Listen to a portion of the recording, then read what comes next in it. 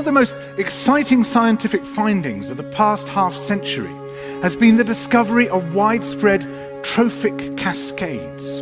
A trophic cascade is an ecological process which starts at the top of the food chain and tumbles all the way down to the bottom.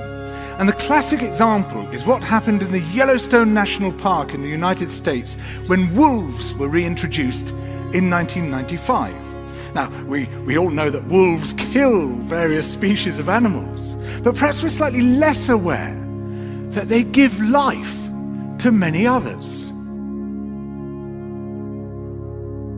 Before the wolves turned up, they'd been absent for 70 years, that the numbers of deer, because there was nothing to hunt them, had built up and built up in the Yellowstone Park, and despite efforts by humans to control them, they'd managed to reduce much of the vegetation there to almost nothing. They'd just grazed it away.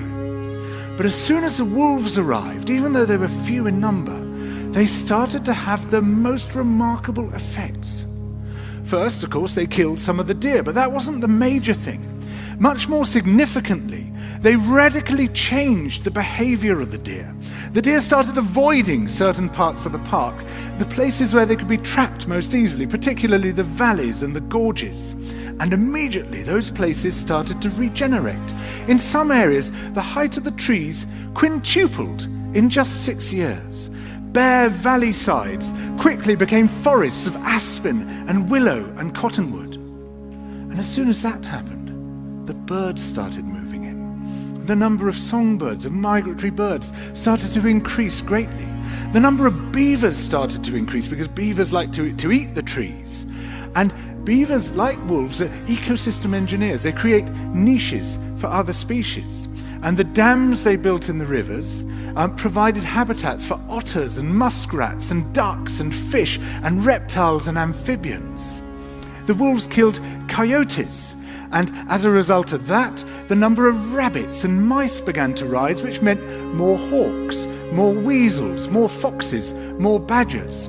Ravens and bald eagles came down to feed on the carrion that the wolves had left. Bears fed on it too, and their population began to rise as well, partly also because there were more berries growing on the regenerating shrubs. And the bears reinforced the impact of the wolves by killing some of the calves of the deer. But here's where it gets really interesting.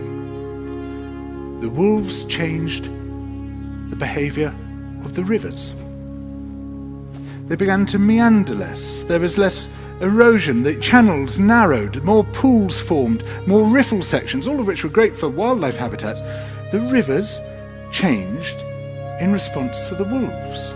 And the reason was that the regenerating forests stabilized the banks so that they collapsed less often, so that the rivers became more fixed in their course.